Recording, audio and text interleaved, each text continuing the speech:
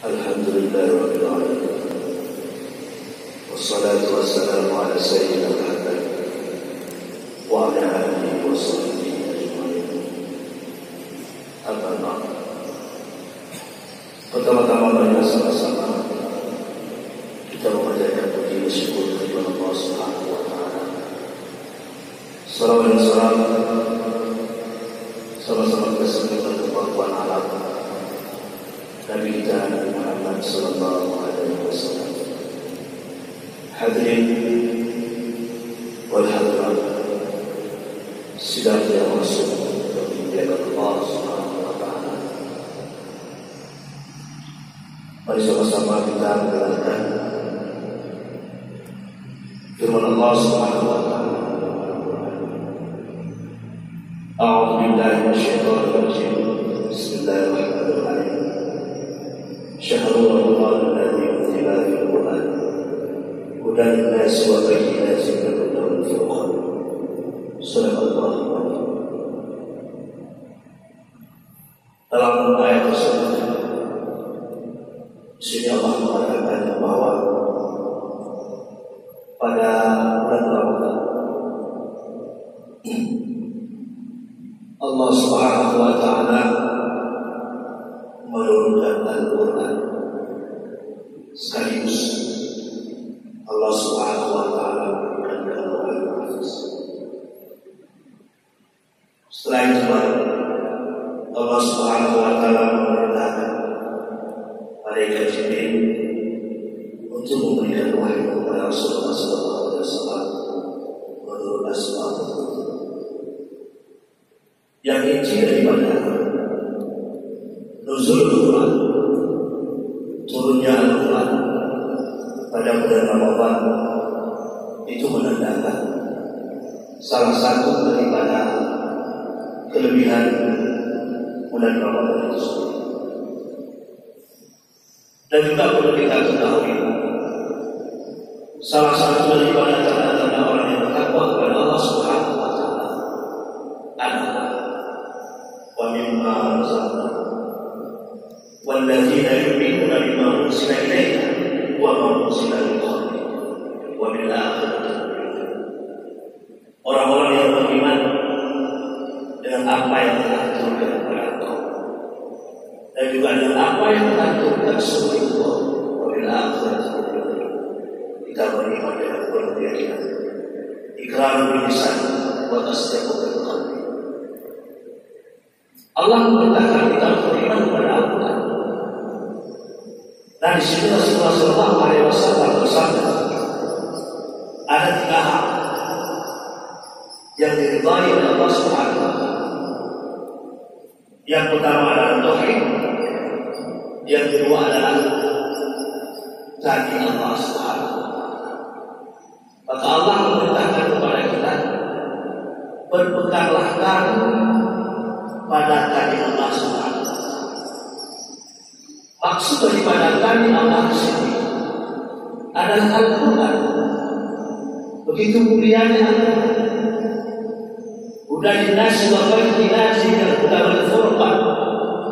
Al-Quran ini sebagai petunjuk bagi segala manusia.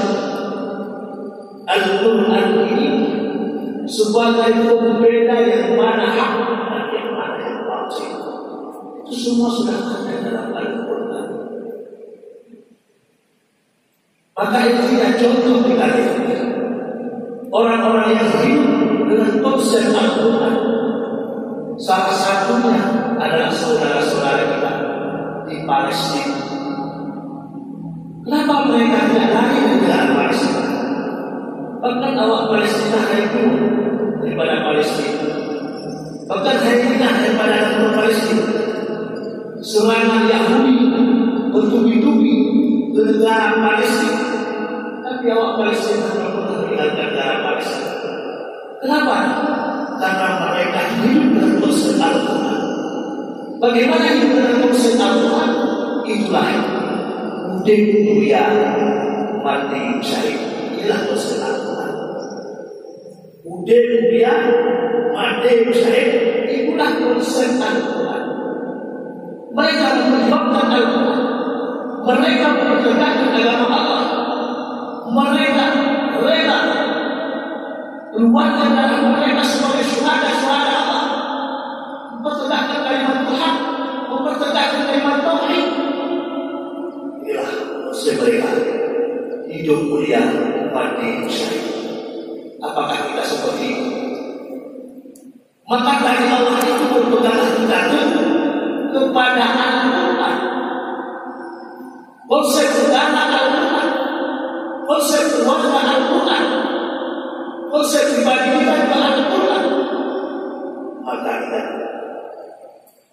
kata Allah Subhanahu wa Ta'ala dalam Al-Quran, apabila kamu tidak berpegang kepada tadi kejahatan maka Allah, ingat azab itu akan turun kepada kamu sekalian.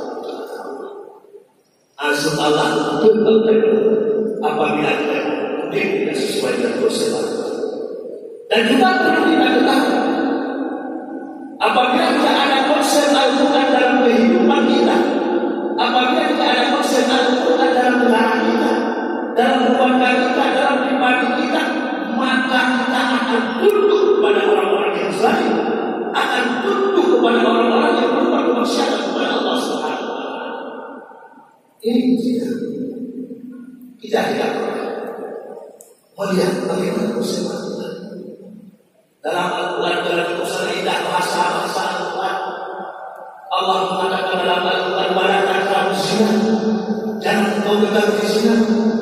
Kenapa kita tidak boleh mendekati zina? Karena Allah sedang menghalalkan yang ta'ala bersama dengan menemukan dalam pernikahan kita. Dihalalkan kita dengan istri kita, dihalalkan kita berzina. Allah menghalalkan kita mencuri menyapa, karena Allah sudah membuka pintu rezeki yang ada bagi kita. Iya, semua itu. Maka coba kita lihat negara-negara kita sekarang. Negara-negara yang tidak berkonsep tentang Al-Quran akan turun terjadi kemaksiatan, akan turun orang-orang yang zalim yang akan mengatur kita orang-orang yang beriman kepada Allah Subhanahu wa Ta'ala. Maka itu udah kuliah mati syahid. Lebih baik kita mati daripada kita diatur oleh orang-orang yang zalim, diatur oleh orang-orang yang belum kemaksiatan kepada Allah Subhanahu wa Ta'ala. Perjuangkan agama Allah, tegakkan konsep Al-Quran dalam kehidupan kita. Bila kita mau beriman dan bertakwa kepada Allah Subhanahu wa Ta'ala. Hadirin sidang kita masuk yang dimuliakan Allah Subhanahu wa Ta'ala. Maka momentum bulan Ramadan ini dengan penuh rahmat, dengan penuh maghfirah, dengan penuh keberkatan, masih tinggal beberapa hari lagi. Marilah kita perbanyakkan amal ibadah kita kepada Allah, perbanyakkan takwa kita kepada Allah Subhanahu wa Ta'ala. Marilah kita bertobat kepada Allah Subhanahu wa Ta'ala, karena kehidupan orang-orang yang beriman, kehidupan orang-orang yang bertakwa kepada Allah Subhanahu wa Ta'ala adalah kehidupan yang sangat-sangat rahmat diberikan oleh Allah Subhanahu wa Ta'ala. Maka salah satu daripada tanda-tanda orang yang bertakwa kepada Allah, selain daripada kita beriman kepada Al-Quran, itu adalah orang-orang yang bertauhid kepada Allah Subhanahu wa Ta'ala. Orang-orang yang bertauhid, orang-orang yang mengenal Allah, orang-orang yang ma'rifat Allah, dan juga orang-orang yang mendirikan salat.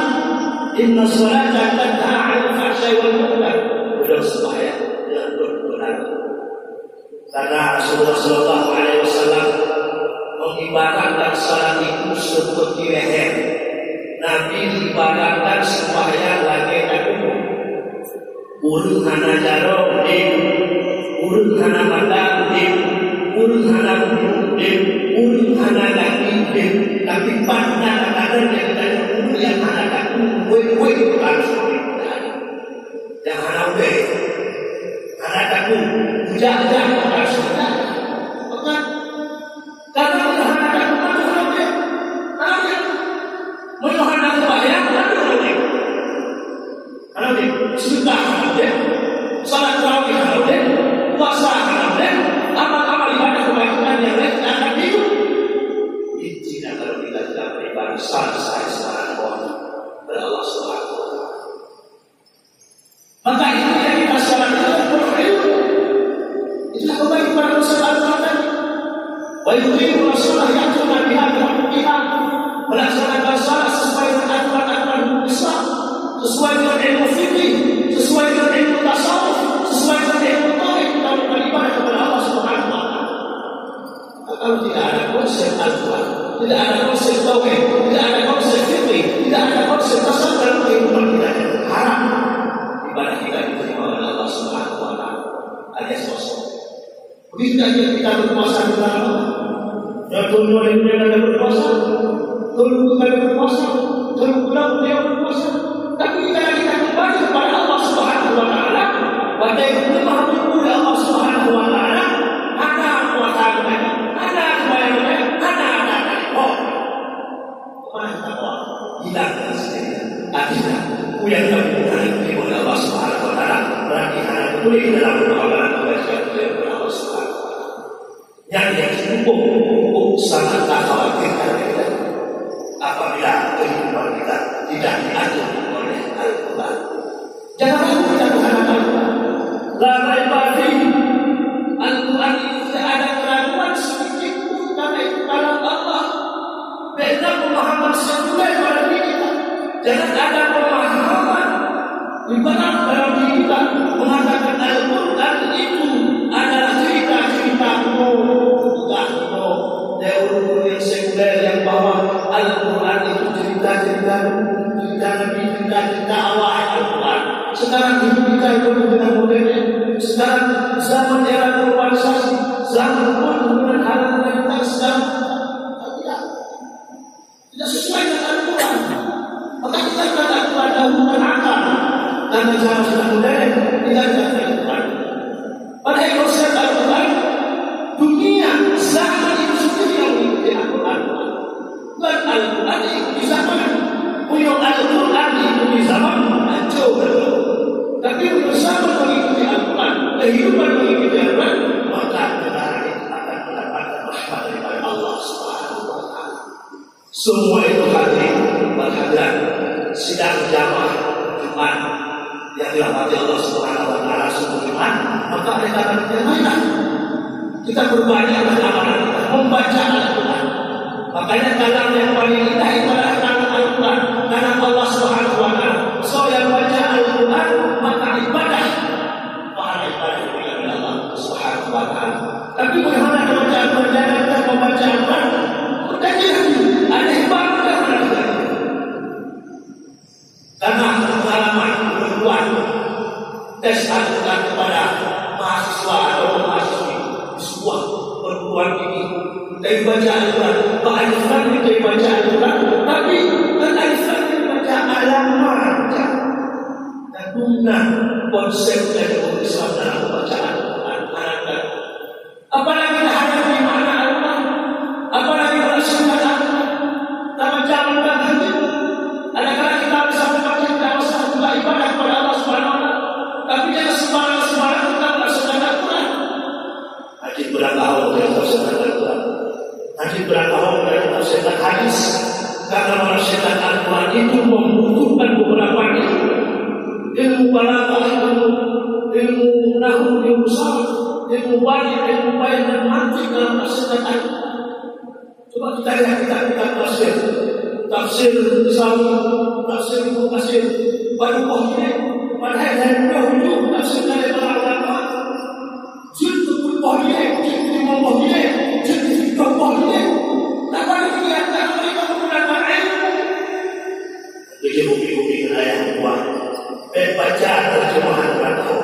Dengan baca terjemahan kalau kita tidak bisa melaksanakan, jangan sembarangan kita menggunakan Al-Quran. Sahih. Menanti dalam tafsir hadis, kita membaca hadis, membaca arti hadis. Dalam membaca hadis, dalam tafsirkan hadis itu kita bisa menguasai ilmu tahfidz hadis, ilmu riwayat, ilmu dirayat. Mungkin ada ilmu tahfidz hadis dari ke hadis sehingga nampak hadis sahih, sehingga hasil hadis sahih, sehingga hadis yang kuat. Begitu kira-kira. Maka semua inti daripada kehidupan kita, konsep Al-Quran itu dengan ilmu. Maka oleh karena hadirin sidang jamaah Jumat subuh yang dimuliakan Allah Subhanahu wa taala. Marilah kita berlomba-lomba fastabikul khairat, berlomba-lomba kepada kebaikan, baca Al-Qur'an, bahkan lebih lebih lagi tafsir Al-Qur'an.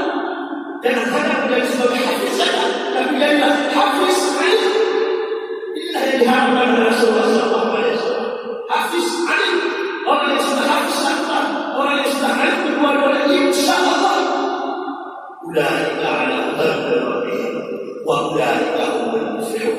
Guru yang hafal Quran, guru yang alim, guru mereka selalu dijaga oleh Allah Subhanahu wa taala. Dan guru-guru yang lagi itu yang terbaik, guru yang hafal Quran yang terbaik, guru yang alim yang terbaik,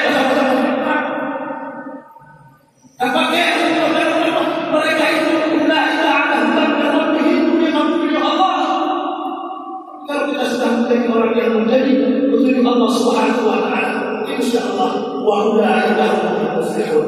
Mereka-mereka yang beriman, mereka-mereka yang bertakwa, mereka-mereka yang hafid, yang alim, yang menjaga Allah, wa ulaika humul muflihun. Diberikan kemenangan oleh Allah Subhanahu wa taala. Kemenangan yang kadang guru mereka itu bukan guru-guru yang hafal Al-Quran, guru yang alim. Salah satunya pernah kita mendengar setahun yang sudah lewat terjadi kecelakaan daerah Aceh Selatan. Guru mutasi seorang hafizullah, seorang yang alim, hubah punya wajah yang tersenyum, tukar wajah. Itulah jasad orang yang alim dan hafiz. Mereka dipelihara oleh Allah Subhanahu wa taala. Diberikan kemenangan yang pertama adalah kemenangan kita kembali kepada Allah Subhanahu wa taala. Dia mengucap beberapa syahadat dari la ilaha illallah. Itu yang sudah penting. Hai juga yang dalam bayang, hai juga yang dalam wafat, hai juga yang bermaksud kepada Allah Subhanahu wa taala, yang mendapatkan membaca kalimat thayyibah kepada dia kembali kepada Allah itu orang-orang yang beriman kepada Allah Subhanahu wa taala. Lainnya Allah. Cuma umi-umi dan ayah-ayah timbul pertanyaan kepada kita. Apakah kita mendapatkan kemenangan jika kembali kepada Allah? Yang dibutuhkan. Apakah kita bisa mengucap kalimat syahadat dalam nama Allah Subhanahu wa taala? Ini jawabannya pada kita masing-masing. Imanlah yang menjawab, amanlah yang menjawab. Itu semua kehendak Allah Subhanahu wa taala. Kemenangan yang terbaik diberikan oleh Allah Subhanahu wa taala adalah kemenangan karena kita dimasukkan ke alam barzakh. Malaikat datang, maka kita menjawab dengan lidah yang fasih. Allahu Rabbi, Allahu Rabbi, Allah. Dan kemenangan yang terakhir yang diberikan oleh Allah Subhanahu wa taala, Allah mengatakan dalam Al-Quran, ya ayyuhan nafsul mutmainnah irji'i ila rabbiki radiyatan mardiyah fadkhuli fi 'ibadi wadkhuli jannati. Aku berkata, umi ayat Mustafaullah Allah. Hai hamba-hamba Allah sudah mengakui kita sebagai hamba. Allah mempersilahkan kita masuk ke dalam surga. Mustafaullah Allah boleh dan mudah-mudahan perlu perjuangan, perlu sebagai halangan dari mana kita hidup dalam dunia. Maka kita hidup dalam dunia ini adalah mencocokkan dan kita kembali kepada akhirat. Kadang-kadang kita bilang Allah dunia Allah dunia berjalan dan dunia itu berjalan dan dunia. Tapi dunia akhirat kalau akhirat dalam kalau dunia berakhirat. Saya bukan benar dengan buku benar dan dunia, dengan buku benar dan dunia, dengan buku benar dan dunia. Yang tak kira anak masih di dunia itu, kembali dunia untuk bercocokkan kembali kepada akhirat. Dan diri guru yang tak ikut toleran kamunya, aku bagi toleran kamunya, manusia, hendak ada kamunya, sobatnya mereka kamunya.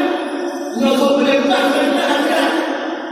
Salah pemahaman itu pemahaman orang-orang yang bodoh, yang ortodok pemahaman sekian. Karena punya dua sebagai yang dua. Kemana kita? Itu betul-betul Allah. masuk dalam surga atau masuk dalam neraka. Pilih. Dalam perkara dalam kita marah-marah, alhamdulillah, baik ini, baik ini, pokoknya ini. Pilih. Ada susah masalah. Belum tahu mana ada bayar, belum tahu mana ada jatuh, belum tahu mana ada hukum. Ibu Allah Subhanahu Wa Taala. Siapa yang kita masuk dalam neraka surga? Kali ini siapa? Dan siapa yang menang? Anak sahabat.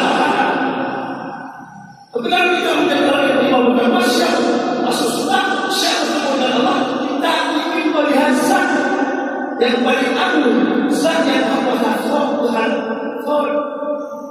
Bukan dengan Allah, tanpa pernah dengan Allah Subhanahu Wa Taala, tanpa pernah masuk Allah Subhanahu Wa Taala. Keinginan kita ini apa yang paling besar? Sifat dia bermasyarakat dalam surga itu adalah melihat Allah Subhanahu Wa Taala. Yang kanan-kanan Allah yang bersawab itulah janji Allah dalam Al-Quran kita, orang-orang yang beriman, orang-orang yang bertakwa, orang-orang yang dekat dengan Allah Subhanahu Wa Taala. Hadirin sedang jamaah subuh yang dimuliakan Allah Subhanahu Wa Taala. Maka demikian, marilah sama-sama kita kembali konsep dasar kita, baik dalam keluarga kita, baik dalam kehidupan kita pribadi, baik dalam konsep dan kita kembali kepada Tuhan. Mudah-mudahan dengan kita kembali kepada Al-Quran, alhamdulillah, negara kita akan menjadi negara yang makmur, negara kita akan menjadi negara yang beriman, negara kita kembali kepada negara yang berjaya kepada Allah Subhanahu Wa Taala. Amin ya